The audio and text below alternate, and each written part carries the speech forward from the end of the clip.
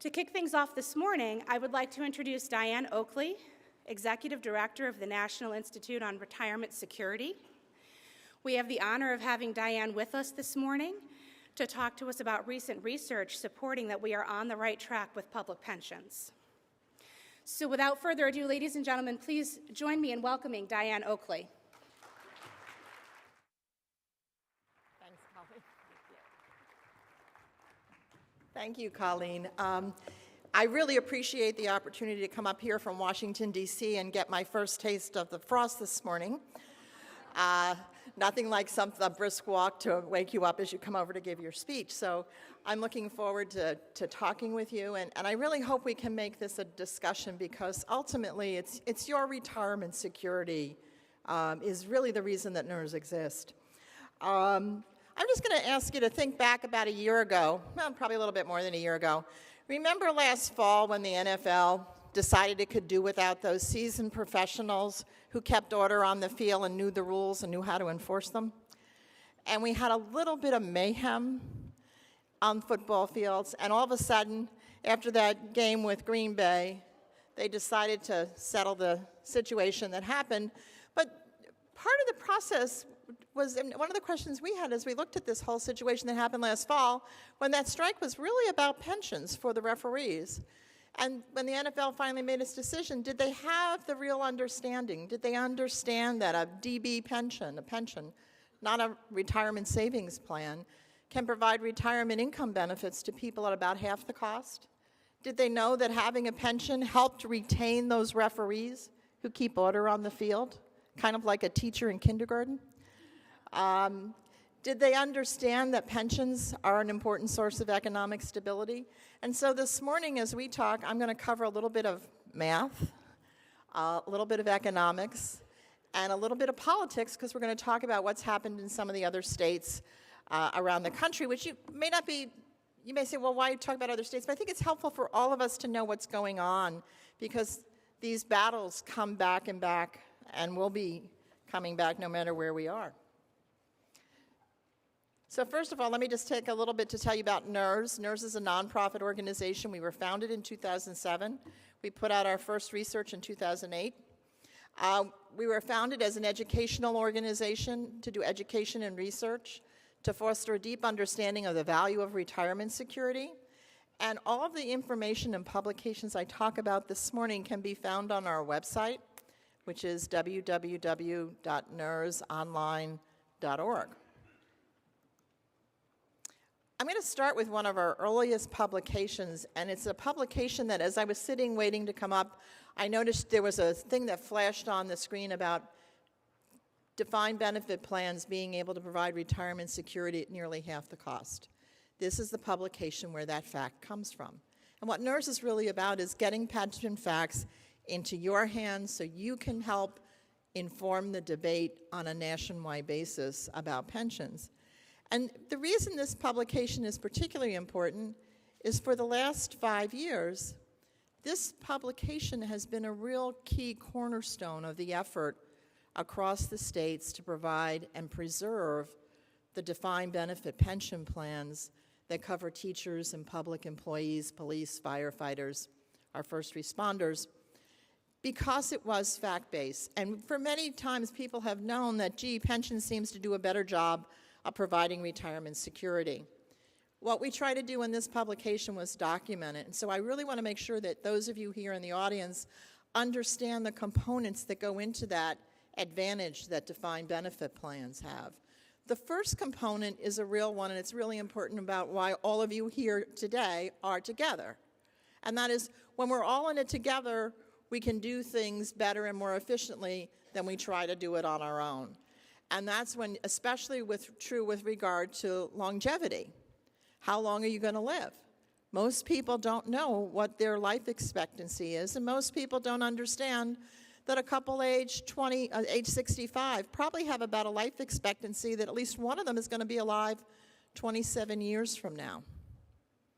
So in order to manage that, as a pension system, the system can manage and plan for everyone reaching their life expectancy because you've pooled large numbers of employees and you can predict that very, very accurately. If I'm an individual and I'm in a 401k plan and I get a bunch of money when I retire, I have to figure out, how do I take that money out so I don't run out of money? And the only way I can do that is to be even more conservative, because if I plan for my life expectancy, I'm setting myself up to fail 50% of the time. 50% of the time, I'm going to run out of money if I just plan to take my money out from my life expectancy. So what we did in this publication is we assumed that you want to be conservative. You want to make sure that you can live and have money for at least 90% of what your life expectancy would be. And when we ran the numbers, that gave pensions about a 15% advantage. We also looked at the fact that as you are sort of taking money out of that pension account to pay yourself in retirement if you're an individual account, you gradually have to shift your risk so that you're not going to be liquidating funds when the market's down.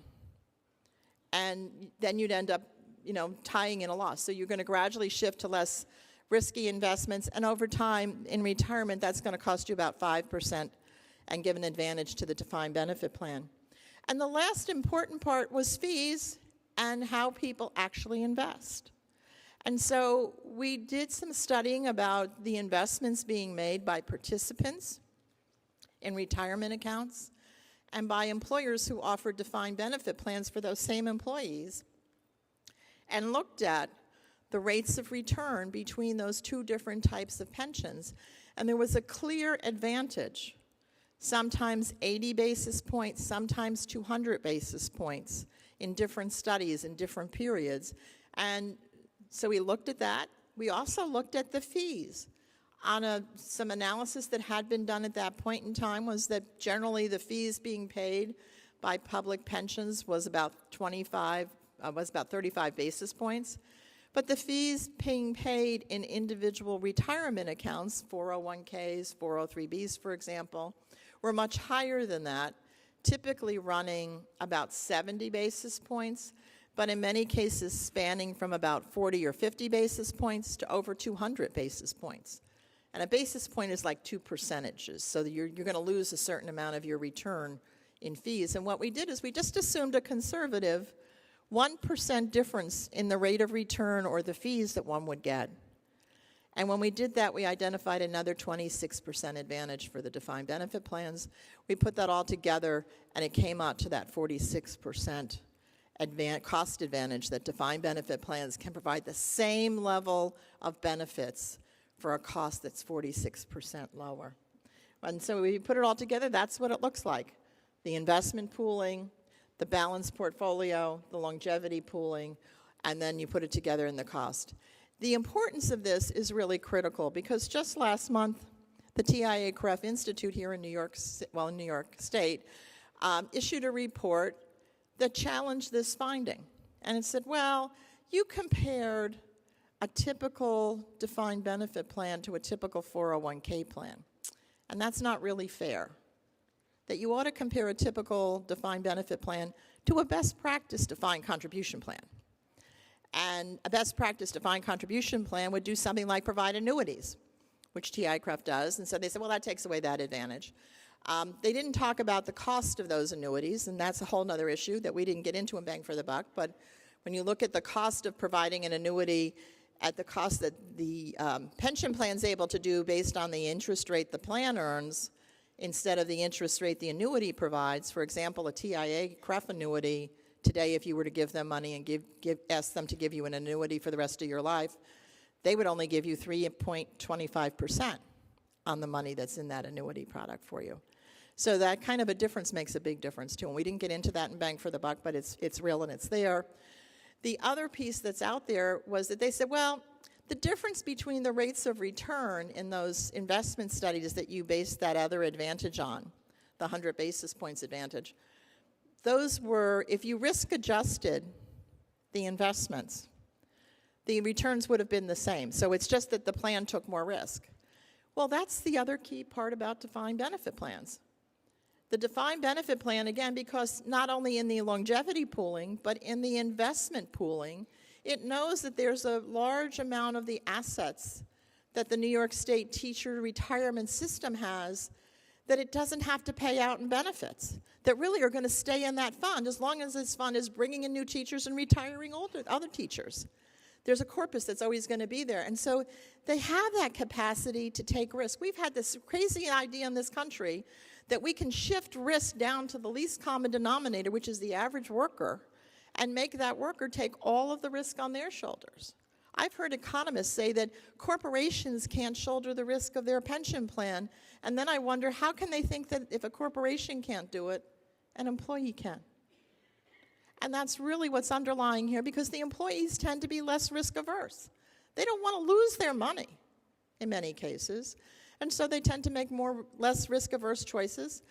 But the bottom line, at the end of the day, there's no risk averse adjustment fairy that comes into a defined contribution plan and says, well, if you make conservative assumptions, we're now going to give you 20% more because your neighbor next to you who was willing to be invested in equities and the more risky investments made a better return. So those type of returns are real, and they do have an impact on people's benefits and the cost of those benefits. And I'm pleased to report that when we responded with those kind of comments, the TIAA-CREF Institute took down the paper that they had released. So it's important, and it's important here too because organizations like the Manhattan Institute in New York State have issued similar reports attacking this type of research that we've done. And it's important for you as individuals in the role that you play to understand how important that is. So I'm taking a little bit longer on this today than I normally would have, because it really is sort of the next level of the fight that's going to be there. But I am going to take a moment or two to also talk about a study that NIRS did that involved the New York State teacher retirement system.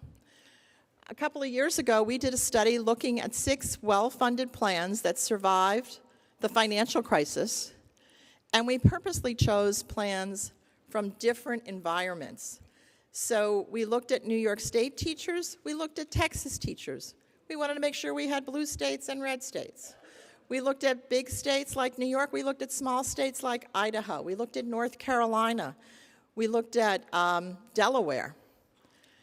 And we also found a well-funded plan in the state of Illinois.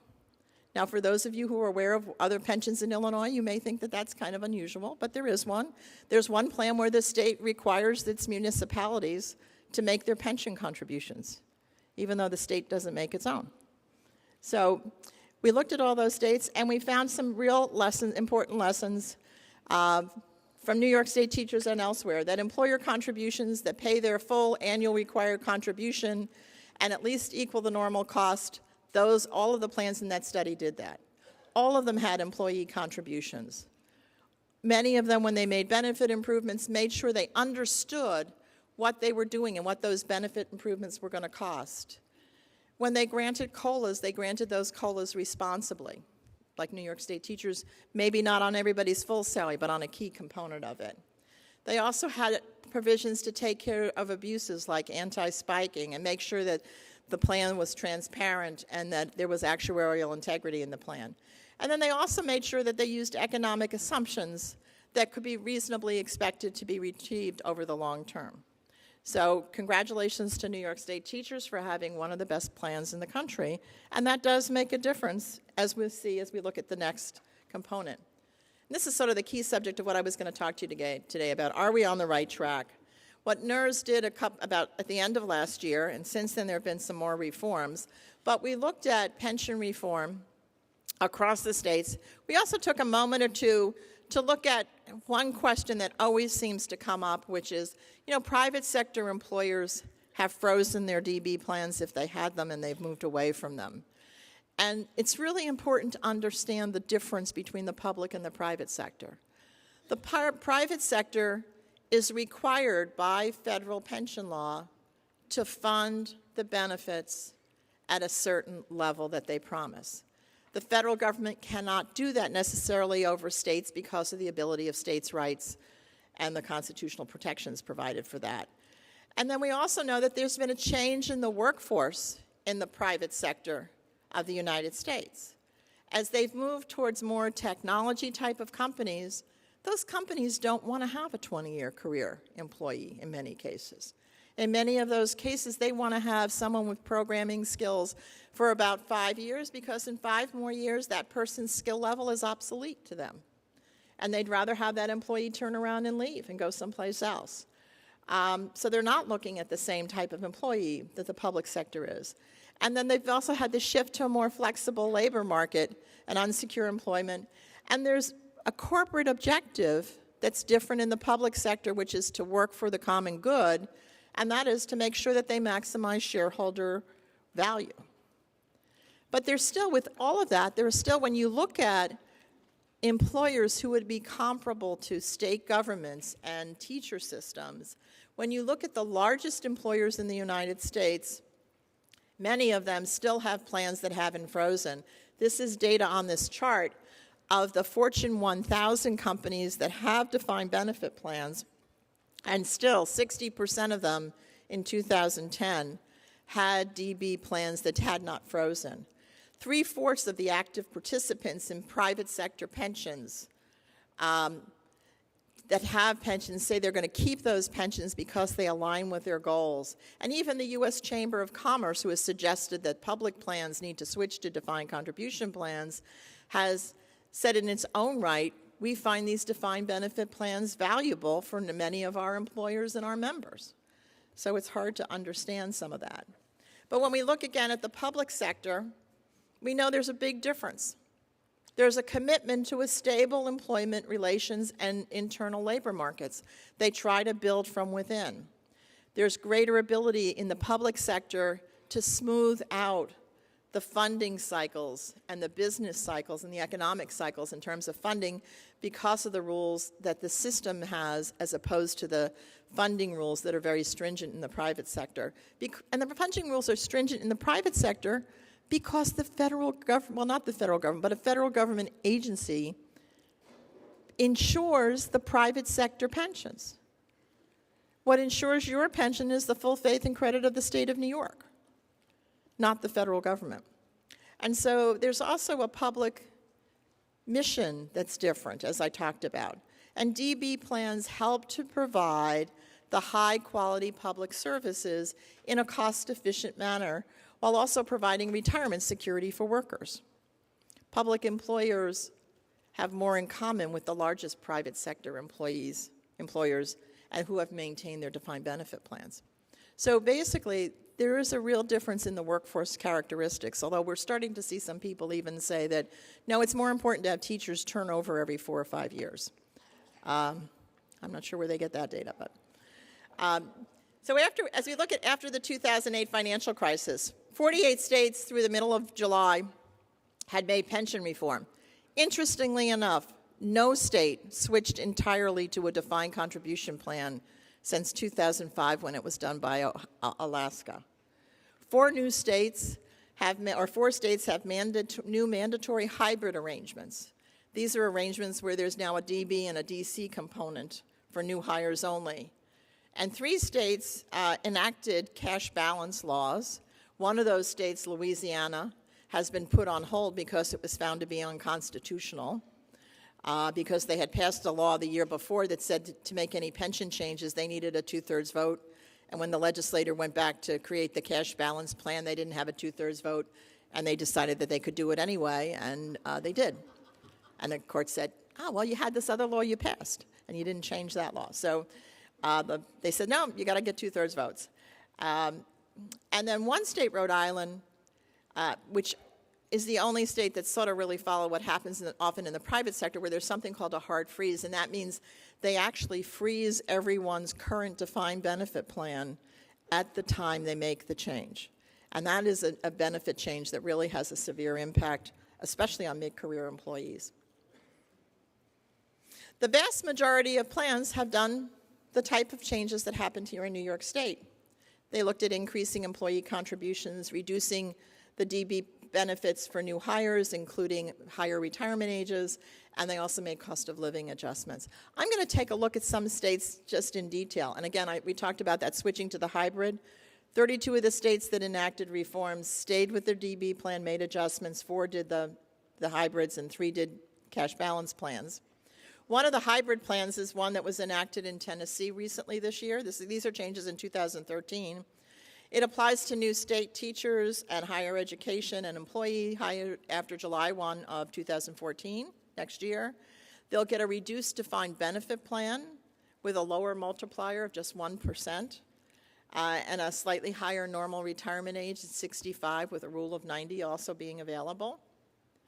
And then employee contributions going into that hybrid plan will be 5% for the DB and 2% for the DC, and employer contributions will be 4% for the DB plan and 4% for the DC plan.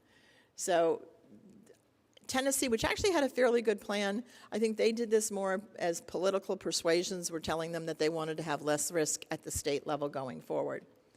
One of the states that was an interesting state because it had a lot of outside influence come into the state was Kentucky. In Kentucky, 2 groups came into the state and offered their services free of charge. They were a partnership that's been working on pension reform from the John and Laura Arnold Foundation out of Houston, Texas, and the Pew Center for the States that's based in Philadelphia and Washington, D.C. And they came in as consultants offering their services. These are organizations that really hadn't been in the consulting business at all, but they were taken up as an offer.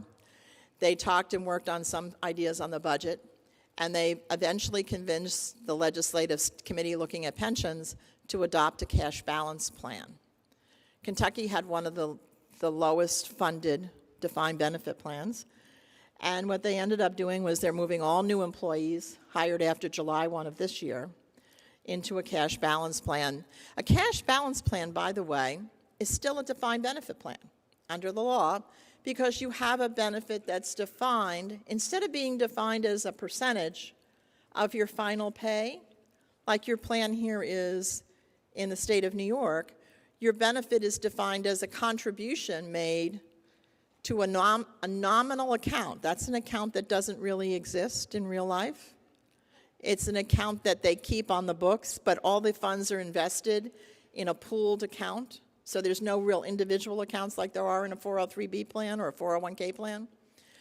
And then you get a certain guaranteed rate of return. And what they did in Kentucky to sort of assure people that they wouldn't see benefit cuts is they said, well, we'll guarantee everybody will get a 4% rate of return as part of the plan. And then if the plan, actually when it invests the assets, as it does for the defined benefit plan, gets a return that's better than 4%, you'll get 75% of the upside. So it's designed to sort of give you a pretty good idea. Now, the interesting thing is they can go in and change that interest rate any time and adjust it going forward. But sort of what they did initially was they put this interest rate guarantee. That's probably going to be a pretty hard guarantee to provide and make sure it works on the long term. But again, this is a plan that the consultants came up with, was marketed, eventually was adopted and signed into law. And they're supposed to also come in with new funding contributions through the legislative session next year. I'm going to suggest one of the other plans that I mentioned was in the study that NIRS did was the teachers' retirement system in Texas. In Texas, their state legislature only meets every other year. When they met in 2011, they asked that studies be done to look into all the different types of pension plans that might be out there. And so the teacher retirement system of Texas embarked on and published, I think it's about 140, 130-page study that if anybody really wants to delve into the numbers is a great study to look at. And what they found, first of all, was that if Texas switched from their defined benefit plan, and by the way, employees in the state of Texas do not participate in Social Security. So the teachers in Texas do not have Social Security as sort of that first level of retirement protection. They only have the Texas teacher retirement system. If they were to switch, the state would end up with a liability of almost $12 billion, a 49% increase if they were to stop the DB plan and move to a DC plan. They also then looked at various types of defined benefit and defined contribution plans. So they looked at a cash balance plan, they looked at a hybrid plan, They looked at what they called a pooled defined benefit plan, defined contribution plan, where the investment decisions were made at the plan level, but everybody had an account. And then they also looked at a pure defined contribution plan. And what they found was that the defined benefit plan was the least expensive and provided the best amount of benefits for the current level of contribution, and that the defined contribution plan, in its full flexibility, was the most expensive, and to provide the same level of benefits that they currently had for employees would have to have a contribution of about 26% or 25% of pay. They also looked at what would happen to individuals if they went to that pure defined contribution plan, and what they found was that workers would only have a 50% chance of reaching 60% of their current retirement income benefits. Only 8% of the current workforce would get benefits that would be higher than what they were getting in their current defined benefit system. So interestingly, in the red state of Texas, where there was a lot of effort to move forward with a defined contribution plan, the political juggernaut for that just disappeared. And instead, when they did pension reform this year, they did two things. They gradually increased the employee and employer contribution, and in doing that, they also tied the increase in the employee contribution to the employer making sure that the employers continued to make their increased contribution. So if the state legislature would back away from funding the plan, the employees wouldn't have to keep on making the higher contributions that they agreed to. And they required the school districts that weren't covered by Social Security to contribute a little bit more. And then, because those changes in the contributions made their pension plan sustainable, which means it will be fully funded over the next 30 years, they were able for the first time since 2001 to provide a COLA, because Texas only provides COLAs on an ad hoc basis, to retirees of 3%. So their retirees who hadn't gotten a COLA for more than 10 years got their first COLA because of these slight changes that everybody was willing to make. And so let's just look at some of the other benefits, and this will just give you a flavor for what's going on around the country. Again, we talked about reduced benefits for new hires, employee contribution increases, reduced COLAs. And a few states have actually agreed to statutory employer increases in their pension coverage, about 9 of them. New member requirements for higher age and service. You can see this from the chart. New York State is obviously up there. That's one of the most prevalent ones, obviously. More contributions, and so we see that since 2000, during this period from 2009, 6 states increased employee contributions for future members, and 24 states did it for future and at least some current members. And there you see the difference here with New York State, just, of course, because of the statute in New York State, just doing it for future employees, but other states making some adjustments. Reductions in the COLA, the cost of living. 8 states reduced the COLA for future members only. 6 reduced it for some actives. And 15 states reduced the COLA for already retired and actives. And the way those changes spread out across the country, the future only is the green. People in at least some employees who are actives are the blue, and the yellow are already retired. So for example, Rhode Island, where the reforms that were there that were pretty stringent, they basically said in Rhode Island, we will not provide a COLA until the plan is 80% funded. Given the funding level of the Rhode Island plan, that probably means they won't see a COLA for about 18 years, at least. And so for most of those people who are retired today, they'll never see another COLA throughout their retirement.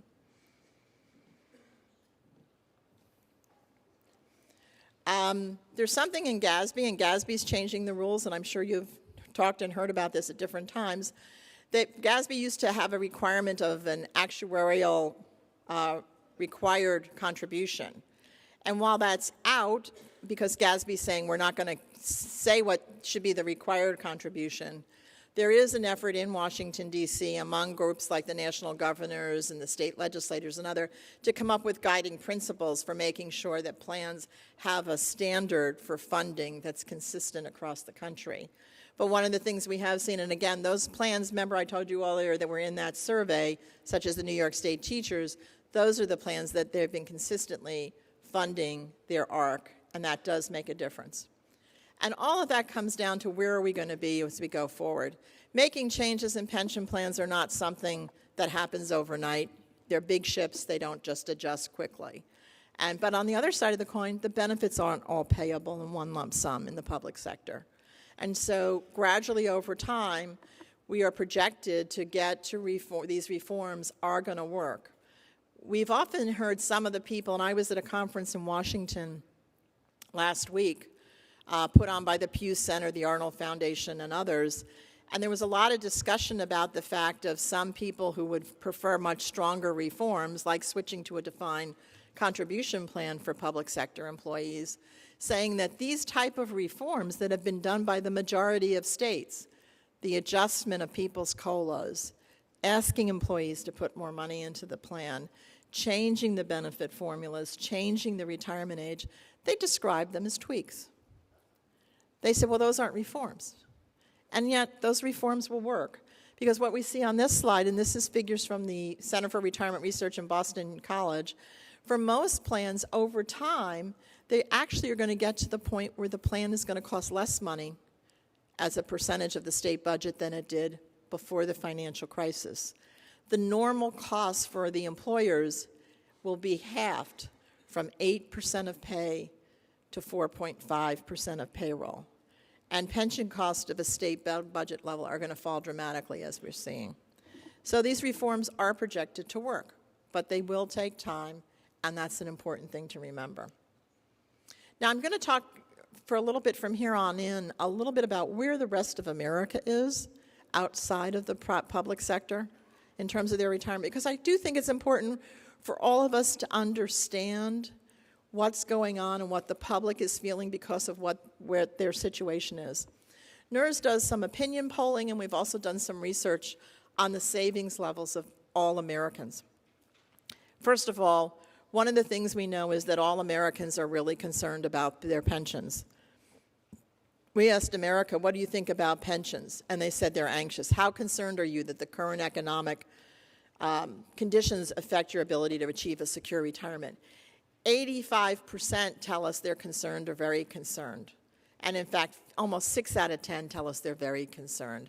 And this level of concern has actually been growing just a little bit over the last 5 years as it's taken us longer and longer to get out of the recession.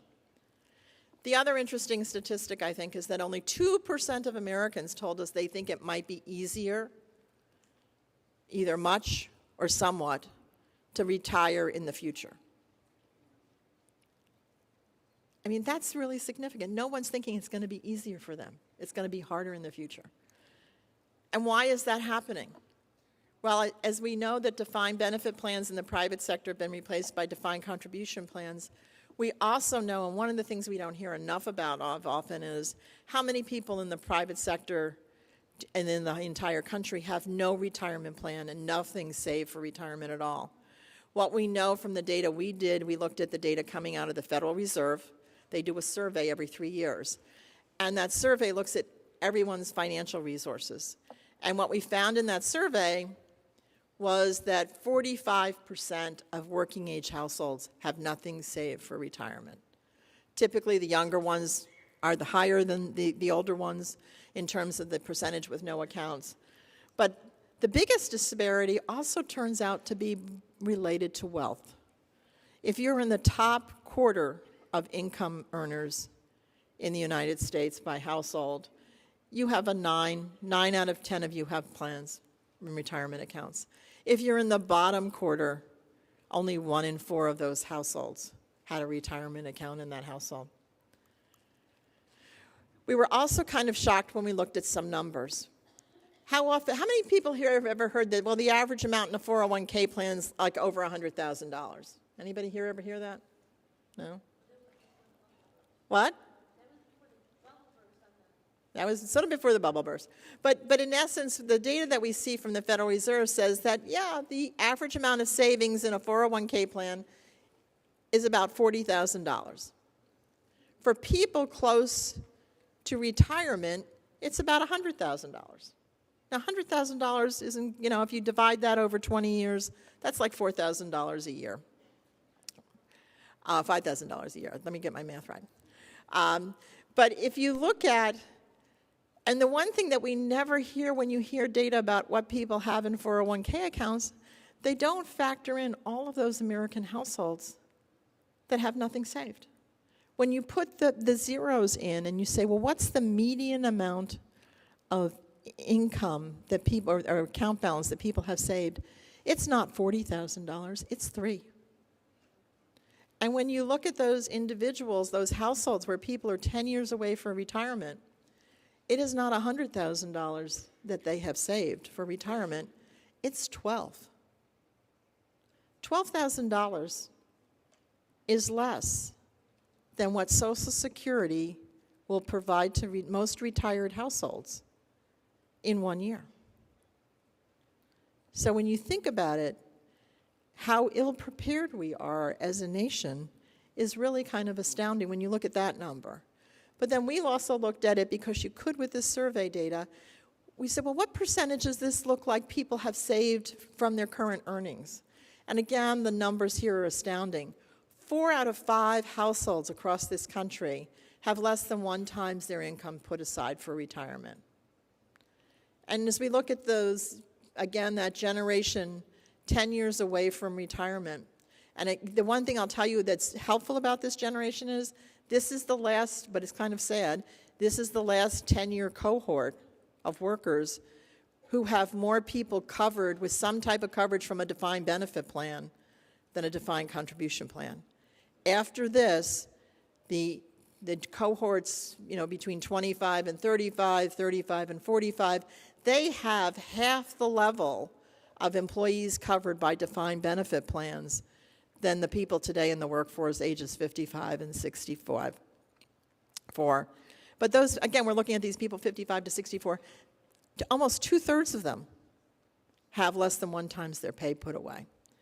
In reality, they should have more like 5 times their pay, if not more than that in many cases. And we'll see that from an analysis that was done by Fidelity Investments. Fidelity put out a series of benchmarks about a year ago. And what they said is, because some people want to know, well, how much am I on track? Do I know how much I should have? And Fidelity calculated, well, by the time you're age 67, you should have put away 8 times your salary in addition to what your Social Security benefit's going to be. And you see where people are. I mean, they're not close. And then they back that down so that it goes at each 5-year level. We measured those account balances and how much they were in relationship to people's income. What we found out was 92% of the households in the United States are not saving enough to make sure they maintain their current standard of living. If we add into the balance the assets that we know are in DB plans and assign them to the plans, the individuals that have DB coverage, because that's not a data item that's in the Federal Reserve study, we got it down to about 89 households that weren't on track. And if we measure it by somebody's full net worth, this means being willing to take the equity out of your house and use that as part of your retirement resources, then about 68% of us are on track to have an adequate pension when we retire. So we really do have a huge retirement crisis in this country that people don't talk about, and we need to find more ways to get this addressed. And so when you think about all that, it's hard to be surprised by this data point we got from our survey when we asked the people about, how do you feel about the disappearance of pensions and its impact on the American dream? 80% of the population agrees that that's the case. We asked people about, do you support an overall view of pensions? 83% said favorable. We asked them, are pensions important for people to maintain their independence and their dignity in retirement? 85% of the people said yes, that's critically important. So we have different figures, because what we heard in the private sector for years was, oh, these people don't want pensions. They really want control over their assets. And I think we learned a lot in the last 5 to 6 years as people have seen the risk side of what happens in those defined contribution accounts. And so it's not surprising to us either that when we asked individuals if you had a new job choice, and then the only difference was a defined benefit plan or defined contribution plan, which employer would you work for? And what we saw was a significant number, 45%, saying, I'd take the DB plan, and 26%, I think it is, 27%, saying they would take the DC plan. And we're seeing this even with young kids today who are telling us that having a DB plan is important. Now, I'm going to switch a little bit and talk about some facts that are important for you to understand, especially if you're retired, or you're thinking about it at some point in time, because it's an important part of the pension, and I think it's important to make sure people understand it. One of the things that NIRS did is we looked at the pension value of money, those payments going as checks to retirees across the state and across the country. And we looked at across the country, and what we found was pension payments to retirees generated $1 trillion in economic activity in 2009. They supported 6.5 million jobs when we looked at the pension payments from the public, the private sector, and the federal government. And in fact, nearly 3 million of those jobs were supported just from the checks of state and local employees. We know that these plans also, that just generates tax revenue and gives added value. In New York State, the pension payments going to state and local employees alone generated or supported over 200,000 jobs that paid $12 billion in wages and then supported $33 billion in economic output. And that each dollar that was paid in benefits supported $1.66 in economic output. They generated $5 billion in federal and state and local revenues, and each dollar that the taxpayers invested in the plans supported $6.87 of economic output. That really shows the value of those pensions. But the more important way to think about it is, you know, if you go into a McDonald's or a diner or anything in the morning, you know, and you see a group of retirees, that's exactly what they're doing with their pension dollars. Having that steady amount of income is something that means that they can continue to do that type of spending. They can spend on their grandkids, and that has an impact as they spend. And you know, I heard a teacher in Rhode Island talked about how she would drive every week and take her granddaughter to dance lessons. But before she did that, she took her granddaughter and her grandson out to dinner. And, you know, what she didn't understand was that the dollar she was spending was important to her grandchildren, but it was important to that restaurant, and it was important to that dance school. All of those things have that type of economic output, and we know when we provide pension checks to individuals, that money gets spent in the economy. It's one of the most effective tools in terms of economic stability. And lastly, before I finish up and take some questions, we also know from NIRS research that pensions keep retirees out of poverty. Without pension income, we've identified that we'd have almost 5 million more individuals who will have households that are either poor or near poor. And having a pension as opposed to not having a pension means that you're 9 times less likely to fall into poverty than those households who do not have a pension. It also means that 1.2 billion fewer households received sort of means-tested assistance, saving the taxpayers $8 billion in 1 year alone.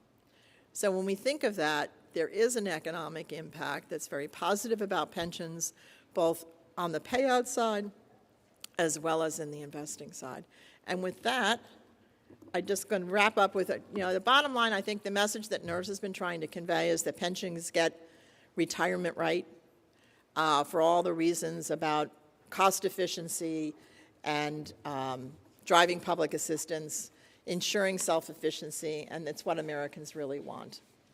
I watch my community at the board meetings very upset about how much more they have to pay for my employment. And the number one thing that they pick on is exactly what you're pointing out, and it makes it hard for me to give them a good argument.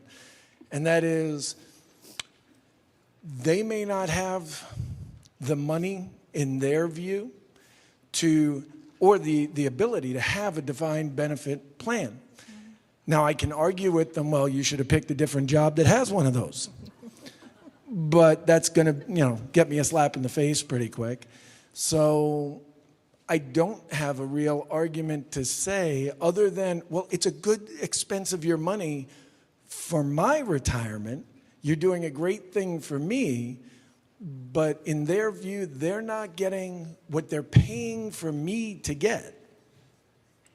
And I don't have the best answer for them. I'm curious from your company what answer you give. People talk about this as the concept of pension envy, that they're envious over your pension. But first thing I'll tell you, number one, is when we've asked the American people in our survey about public employees, and there's a lot of misconceptions. They think that you don't contribute to your plan in many cases. So the first thing is to make sure they understand that, because when they understand that, what we find is 73% of the people say public employees deserve their pensions. When they understand, and they may not be in the midst of the budget, some of them, but I think they also understand that teachers, for example, who have college degrees, who could go into the workforce and choose to work and earn more money, make some of their decision based on the fact of having that pension. And that pension is important to them, and it's a cost-efficient way. And so you've chosen to take a job that would provide you less in the marketplace than they might get with less pay, because you know you'd have this benefit that was a pension that eventually would pay you a benefit.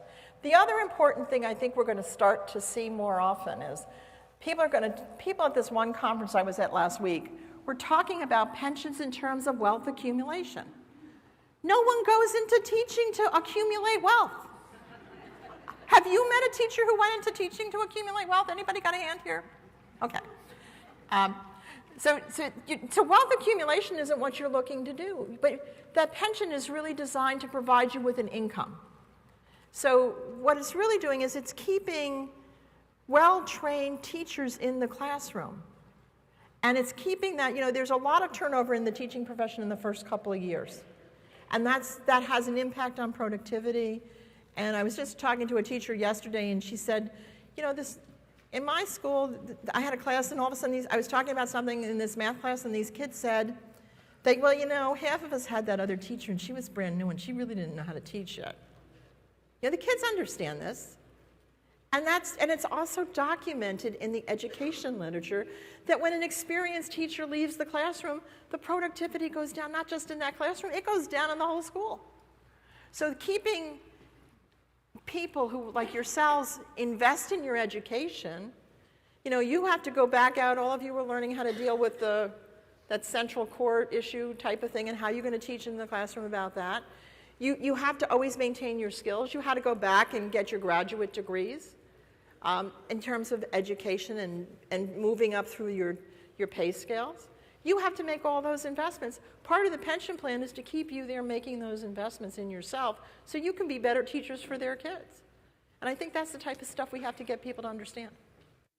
Definitely does work when times are good. Now that times are more difficult and it's jumped up into double digits, that's when it's harder for me to make that argument of, but you're keeping me in the classroom and I'm a great teacher and that's good. There was one chart I did earlier in the slideshow where it talked about there's a chart of pension contributions between defined benefit, employer and employee, and you can see in 2000, when the first recession hit after 2001, plans took holidays. They stopped making employer contributions and they put that money somewhere else.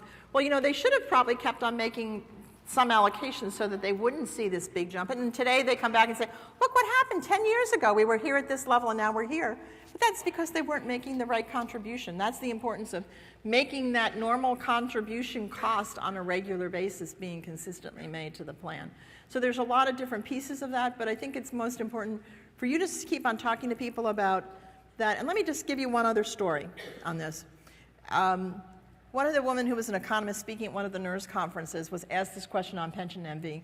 And she said, well, you know, if you think about this country in the United States and where our roots came from, when there was farmers here upstate New York, dairy farmers, you know, and somebody had a cow and you were the farmer who didn't have a cow, what did you do? You worked hard so you could get a cow. Now, she suggested that the socialist way would have been, that guy's got a cow, we got to kill that cow and we can all have a steak dinner. But you know, if we did that, we wouldn't be doing what we do in the United States, which is, you know, pensions, and again, this is where I think in particular the New York State pension systems, which have been here for over 100 years, have led the way to the models we need to have on how to deal with retirement security. And that's why I think they're so important, and it's critical for you to be working to defend your own pension, and it's important for the work that NIRS does to give you some facts to help you do it. Thank you. I was going to say what you were telling him about, that we come in at a lower pay scale with the hope, the promise that in the future our salaries will go up, and then we have this pension that we put towards. I mean, I have older brothers and who went out and were in the workforce and earned 3 times, 4 times more than I did going in as a teacher. So it's important to understand that. But the argument should be, it's not that we have it, you don't. It's why doesn't everybody have it? And that's what really the country was better off at a time when more people had it. And we should be looking at that. You're absolutely true. Absolutely. Thank you for that. The other question that we asked of individuals, and this gets into the heart of pension envy, we said exactly that. We said, should everybody and not just public employees have a defined benefit plan? More than 80% of the people said yes. So, I mean, that's something people agree with strongly and very strongly. So, again, I think it's changing that dynamic. As you saw those numbers, you know, in terms of where people are, we can't afford to go forward with the type of retirement security we're going to be giving our kids. And what will we hear today, for example, coming out of Washington, all this stuff over the budget? What was the first thing that comes out? Well, we have to cut entitlements.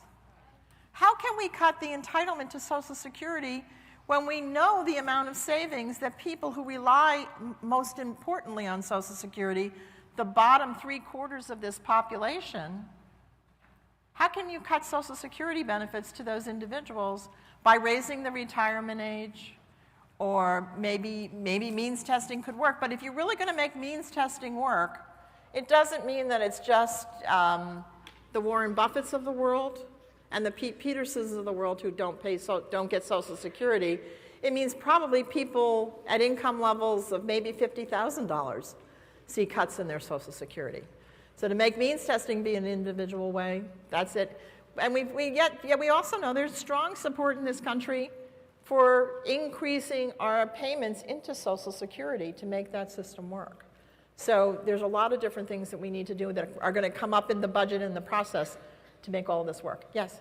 Given the realities that you talked about the money needed for retirement, the Fidelity study that you showed, as well as the potential uncertainty of pensions in the future, can you comment on how important it is for teachers to perhaps supplement that either through a 403B plan or a 457 plan or something like that to boost or cushion a pension for retirement? One of the things that we've found is that being covered by a defined benefit plan and the data in terms of people who have retirement accounts, they're more likely to have a retirement account if you're covered by a defined benefit plan than if you're not. So in other words, those retirement account holders are again, people in the private sector and the public sector who have defined benefit plans are also likely to go out and save because they're people who care about retirement security.